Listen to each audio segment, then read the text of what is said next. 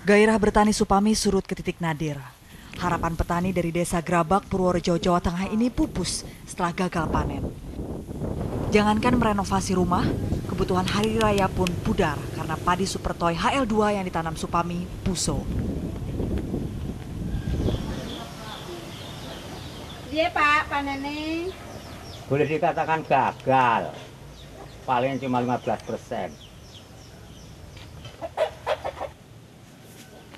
Bagi Supami serta petani lainnya, gagal panen adalah risiko.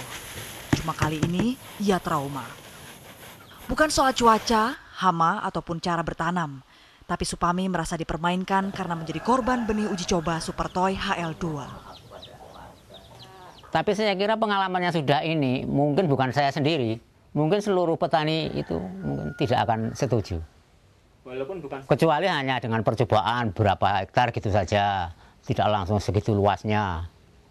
Ya paling-paling sebagai bukti dulu supaya mengetahui hasilnya percobaan apa 1 hektar apa 2 hektar untuk percobaan dulu. Mungkin kalau hasilnya memang benar-benar bagus, itu baru berani petaninya nanam. Desa Grabak ikut lunglai. 103 hektar lahan yang ditanami benih padi Supertoy yang gagal mencakup hampir seluruh sawah di Grabak. Supertoy HL2 hadir di Grabak sejak akhir 2007. Supertoy dikagumi karena kehadiran Presiden Susilo Bambang Yudhoyono saat panen perdana. Purworejo yang menjadi lahan perdana Supertoy tak lain adalah kampung halaman sang ibu negara. Namun yang menyolot sorotan ke istana gara-gara pepesan kosong Supertoy tak lain adalah Heru Lelono.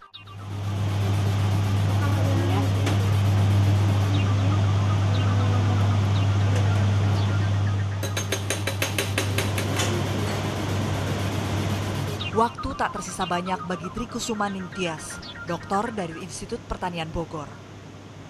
Ning bersama timnya seksama membahas hasil uji tanam multilokasi varietas baru hasil pemuliaan padi Gogo.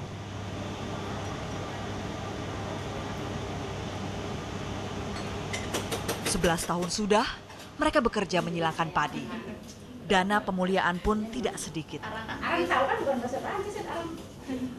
Aram bahasa ini. Iya, kalau untuk kendala dana tentu saja setelah biasanya kendala dana itu adanya di multilokasi. Karena uji multilokasi itu kan 10 lokasi 2 musim dan harus mewakili beberapa wilayah di Indonesia. Nah, itu kan biayanya sangat besar gitu. sorghum. Padi hingga kini masih menjadi tanaman pangan pokok sebagian besar manusia. Tak salah, terobosan demi produksi padi melimpah dengan kualitas super selalu menjadi obsesi. Penyilangan padi merupakan cara klasik pemuliaan. Padi merupakan tanaman yang memiliki karakter turunan kuat dengan penyerbukan mandiri. 2 varietas dikawin silangkan untuk mendapat varietas unggul yang baru. Prosesnya tetap membutuhkan keahlian karena dilakukan dalam bulir padi sebelum berbunga dan kuncup lagi. Turunan pertama atau filial pun muncul sesaat padi bunting. Proses dibarengi dengan seleksi benih awal. Varietas baru yang murni dan stabil biasanya muncul pada turunan ke-7. Kini penyilangan hingga didapat galur murni juga dilakukan dengan teknologi. Di antaranya, kultur jaringan dengan bantuan hormon, mutasi dengan radiasi sinar gamma hingga bioteknologi, dan rekayasa langsung pada benih.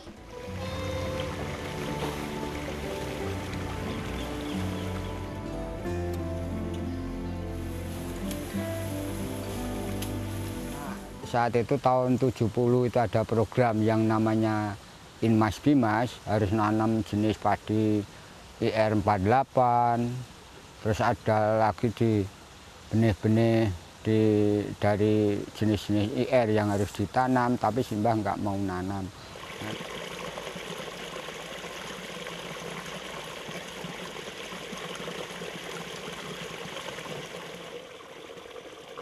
Mbah Suko. Tidak banyak yang berubah dari aksi petani dusun Kenteng, Magelang, kecuali umurnya yang kini menginjak tahun ke-70. Saban pagi ia mengompos pupuk organik demi pertumbuhan padi dan ikan di lahan sawah yang hanya 0,3 hektar. Musim ini, Mbah Suko menanam pandan wangi. Entah musim tanam mendatang, karena ia kerap sesuka hati memilih 35 benih padi lokal koleksinya. Alih-alih merugi, prinsip tidak menggunakan varietas unggul justru membuat Mbah Suko dikenal luas. Kini ia menjadi salah satu petani kolektor terbanyak, bahkan sumber referensi pertanian dunia. Lahan kecilnya pun tetap menghasilkan beras nomor 1 yang berharga mahal. Tapi untuk pribadi saya, bahwa petani di Indonesia itu belum merdeka. Karena sekarang kalau misalnya ada benih yang baru, dari dinas lalu uji coba lewat petani, buat denplot. Misalnya kalau ada penemuan dari pemerintahan, misalnya dari pupuk, uji coba pupuk, yang suruh uji coba ya petani, yang jadi proyek, yang jadi objek juga petani. Nah itu menurut saya berarti kan belum merdeka. Peranan informasi dan teknologi pertanian berpengaruh besar. Bertani pun kini penuh gairah.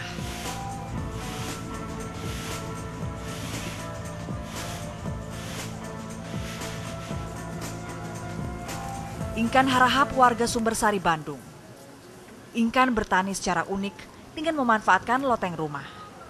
Tidak cuma padi, Inkan juga menanam sayuran. Memulai sejak akhir tahun 2007, padi Inkan telah bisa dipanen. Padahal inilah kali pertama arsitek ini mencoba bertani. Ketekunan dan informasi menjadi andalan Inkan. Lalu saya pikir saya punya loteng yang kosong, ya walaupun hanya loteng tapi saya ingin mencoba. Karena saya ingat menanam padi di hutan pun bisa tumbuh gitu. Jadi ya saya tanam, saya memang benihnya padi sawah, tapi saya tanam di tanah di dalam pot yang dicampur dengan kompos, atau lebih tepatnya kantong plastik, dan ternyata tumbuh, bisa panen. Hasil panen di loteng memang tidak berlimpah, tapi mengenyangkan karena mencukupi kebutuhan.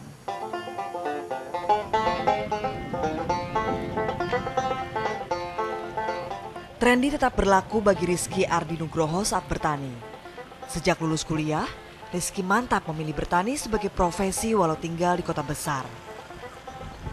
Tidak tanggung-tanggung, ia bersama petani di Cibung Bulang bercocok tanam padi organik. Di lahan seluas 8 hektar, ia bisa memanen hingga 13 ton beras. Hasil panen sedikit bukan berarti tidak untung.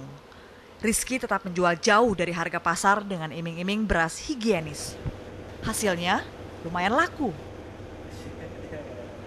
Di lahan produksi tersebut kita tetap melakukan riset. Gitu. Research yang kita lakukan itu gimana sih caranya membuat produktivitas terus meningkat sehingga harga dari cost-nya tentu saja semua bisa kita tekan ya, kita turun.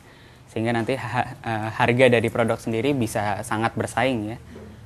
Memang target saya itu ingin mempunyai sebuah produk-produk, banyak produk organik yang murah gitu. Jadi untuk mengkonsumsi produk yang sehat itu tidak perlu mahal.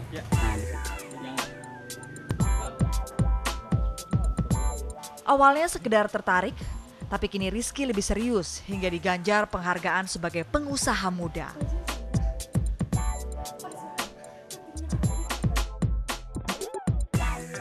Inkan dan Rizky bertani padi secara mandiri. Misi mereka sederhana, agar budaya pertanian tetap menguntungkan dan lestari, tidak lagi sekedar sensasi.